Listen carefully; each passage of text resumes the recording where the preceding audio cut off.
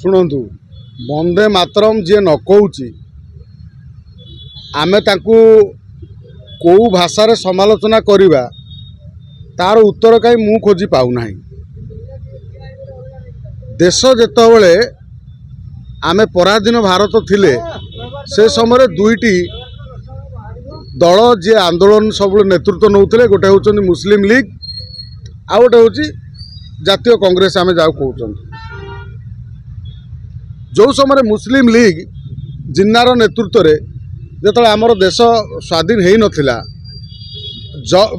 वंदे मातरम नारा कौ माने दौथिले देशर जो माने देश पाई लड़ुथिले इंग्रेज विरोध में लड़ुथिले वंदे मातरम ही एकमात्र सहारा थिला समस्त को डाकरा थिला जो समस्त योद्धा माने जो माने एकाठी होउथिले इंग्रेज विरोध में आंदोलन पाई समस्त एकाठी होउथिले वंदे मातरम डाकरा वंदे मातरम डाकरा रे अनेक जो माने आमर शहीद होती जो माने फांसी खुंटर चढ़ी जाइछन्ति हसी हसिकी आम देश पाई से माने वंदे मातरम कही कही फांसी खुंटर चढ़ी जाइछन्ति। जातीय कांग्रेस रो डाकरा थिला से समय वंदे मातरम जिन्ना कहूला जिन्नार जो थिले मुस्लिम लीग से आम वंदे मातरम कहबू ना आना कारण आम धर्म विरोध में जाऊँ देश स्वाधीन है देश विभाजन है देश विभाजन है मुस्लिम लीग है अलग जी नुआ पाकिस्तान भारतर गोटे अविच्छेद अंग को काटी पाकिस्तान तैयारी है जिन्नार नेतृत्व रे मुस्लिम लीग तैयारी कला जातीय कांग्रेस रहा आम भारतर नेतृत्व नेला जहाँ प्रथम प्रधानमंत्री हेले पंडित जवाहरलाल नेहरू। आज जवाहरलाल नेहरू को ठारू जवाहरलाल नेहरू मध्य वंदे मातरम को केवे मना करि नथिले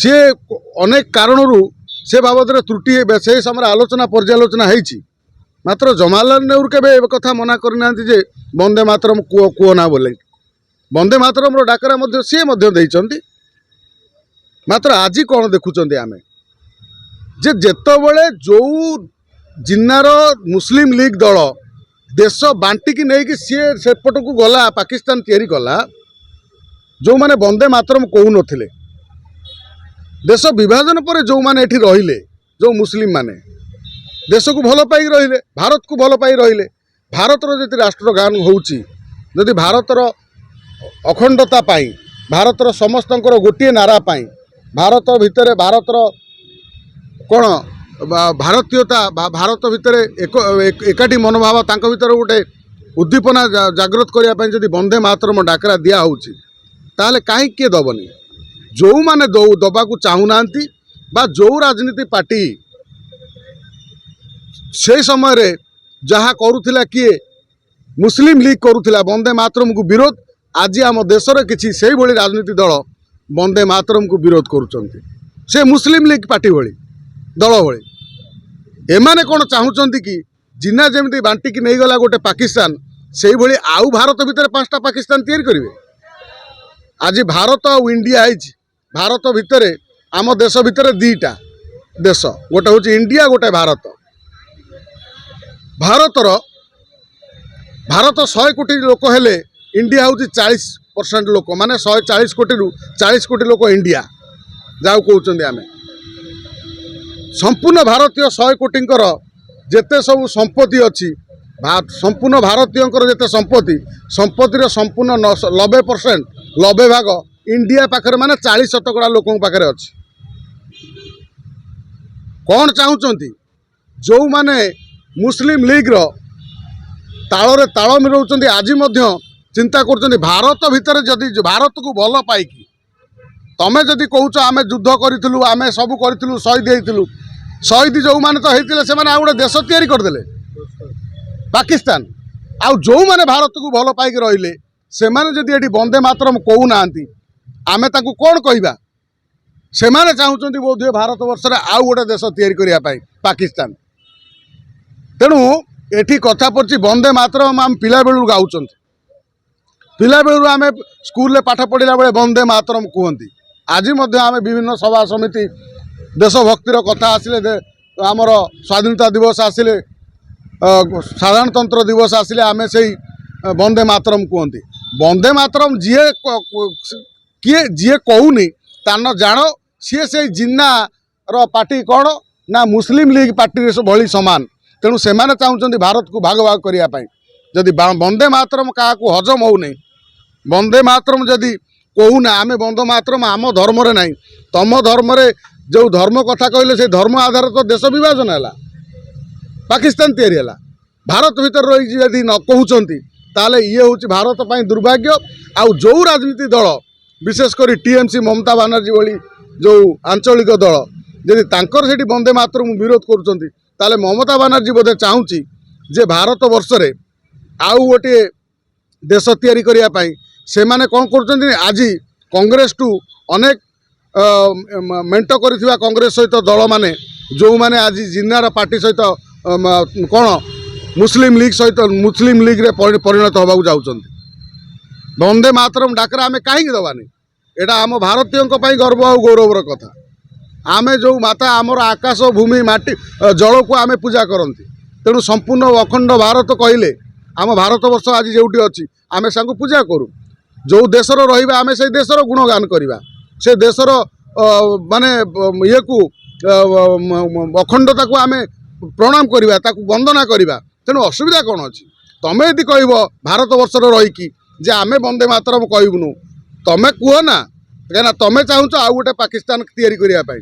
ଯେଉଁମାନେ ସେ ସମୟରେ ରହିଥିଲେ, ଯେଉଁମାନେ ଭଲ ପାଇକି ରହିଥିଲେ କି ସେମାନଙ୍କୁ ଯେଉଁମାନେ ଏଠି ରଖିଥିଲେ ପାକିସ୍ତାନ ବିଭାଜନ ପରେ ବୋଧହୁଏ ସେମାନେ ଚାହିଁଥିଲେ ଯେ ଭାରତର ପାକିସ୍ତାନକୁ ଅଲଗା କଲା ପରେ ଆଉ ମଧ୍ୟ 2-4ଟା ଦେଶ ଭାରତ ଭିତରେ ତିଆରି କରିବୁ।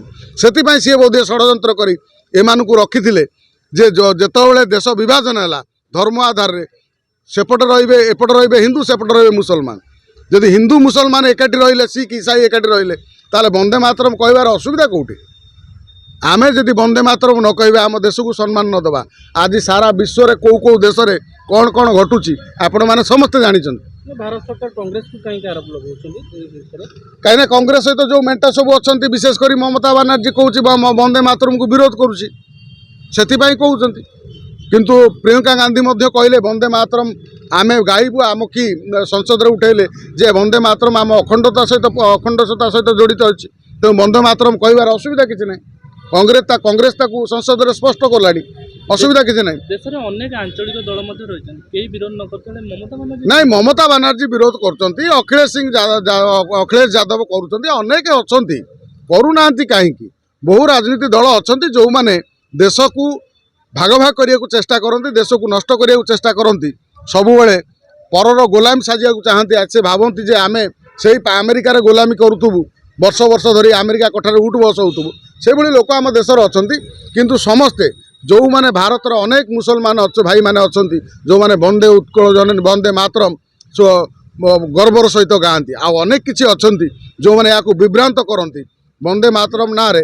ଯେ ଜବାହରଲାଲ ନେହେରୁ ସେତେବେଳେ ଆମର ତାଙ୍କ ଆସନ ଉପରେ ଯେହେତୁ ଆଞ୍ଚ ଆସୁଛି, ସେ ଏଇ କଥା ବନ୍ଦେ ମାତରମ୍କୁ ବିରୋଧ କରୁଛନ୍ତି। ଶୁଣନ୍ତୁ, ମୁସଲିମ ତୁଷ୍ଟିକରଣ ରାଜନୀତି ପାଇଁ ଇଏ କେବଳ ଏ କଥା ହେଉଛି। ଆଜି ଆମେ ଯେତେ ପୂର୍ବଜମାନେ ଯଦି ସେମାନଙ୍କୁ ସେଇ ଜବାହରଲାଲ ନେହେରୁଙ୍କ ପାଖରୁ ଶିକ୍ଷା ଦିଆହେଇଥାନ୍ତା ଯେ ଯେଉଁମାନେ ବନ୍ଦେ ମାତରମ୍ ଗାଉନଥିଲେ ସେମାନେ ଗଲେ ପାକିସ୍ତାନ, ଗଲେ ଦେଶ ବାଣ୍ଟି ନେଲେ ଧର୍ମ ଆଧାରରେ, ଯେ ଯେଉଁମାନେ ଏଠି ରହିଲେ ସମସ୍ତେ ଭାରତର ଯେଉଁ ରାଷ୍ଟ୍ରଗାନ ଅଛି ତାକୁ ଗାଇବାକୁ ବାଧ୍ୟତାମୂଳକ, ଗାଇବେନି କାହିଁକି? ତେଣୁ ଏଠିରେ ଧର୍ମ ସହିତ କ'ଣ ସମ୍ପର୍କ? ଆମେ ଆଲ୍ଲାହ ଆକବର କହିଥିଲେ ଆମର କ'ଣ ଅସୁବିଧା ହେଇଗଲା? ଆମର ତ କିଛି କ୍ଷତି ହେଲାନି। ତେଣୁ ବନ୍ଦେ ମାତରମ୍ କହିବାର ଅସୁବିଧା କ'ଣ ଅଛି? ଯେଉଁ ରାଜନୀତି ଚାଲିଛି ନିଶ୍ଚିତ ଭାବେ କେବଳ ମୁସଲିମ ତୁଷ୍ଟିକରଣ ରାଜନୀତି ପାଇଁ କିଛି ମୁସଲିମାନଙ୍କୁ ଏଠି ବଦନାମ କରି କିଛି ମୁସଲିମାନଙ୍କୁ ଟେଇଟାଇକି କେମିତି ଦଳର ଭୋଟ ହାତେଇବେ, ମୁସଲିମଙ୍କ ଭୋଟ ହାତେଇବେ, ତାଙ୍କୁ ସବୁବେଳେ ସେଭଳି ବଲିକା ବକରା କରି ରଖିବେ, ଇଏ ରାଜନୀତି ଦଳର କେବଳ ଚାଲ। ତାର ଦେଶର ହଜାର ହଜାର ସଂଖ୍ୟାର ମୁସଲିମ ଅଛନ୍ତି ଯେଉଁମାନେ ବନ୍ଦେ ମାତରମ୍କୁ ଆନନ୍ଦରେ ଗର୍ବର ସହିତ ଗାଆନ୍ତି। କିନ୍ତୁ କିଛି ଲୋକ ଅଛନ୍ତି ଯେଉଁମାନେ ରାଜନୀତି ଚକ୍କରରେ, ଦଳଙ୍କ ଚକ୍କରରେ ତାଙ୍କର ଯେଉଁ କ'ଣ ତାଙ୍କର ଏଇ ଯେଉଁ କୂଟ ବୁଦ୍ଧିରେ ସେମାନେ ପ୍ରଚଳିତ ହେଇ ତାଙ୍କ ଇଏରେ ସେଇଭଳି ନାରା ଦିଅନ୍ତି ଆମେ କହିବୁନୁ। ତେଣୁ ଏ କଥା ନୁହଁ, ଭାରତ ମାତା କି ଜୟ କହିବାର ଅସୁବିଧା କିଛି ନାହିଁ। ଯିଏ ଦେଶଭକ୍ତ ହେଇଥିବ ସେ ନିଶ୍ଚିତ ଭାବେ ବନ୍ଦେ ମାତରମ୍ ଗାଇବ, ଯିଏ ଦେଶଭକ୍ତ ହେଇଥିବ ସେ ନିଶ୍ଚିତ ଭାରତ ମାତାର ଜୟ ଗାଇବ। आमे किंतु सबुबले वंदे मातरम पिला बेलू पाठ पढ़ीचु जीवन शेष पर्यंत वंदे मातरम गाइबू से असुविधा किसी नहीं भारत माता की जय कहू जी न कहूँ आपण मैंने साधारण लोक मैंने विचार करेंगे सी कौन चाहते।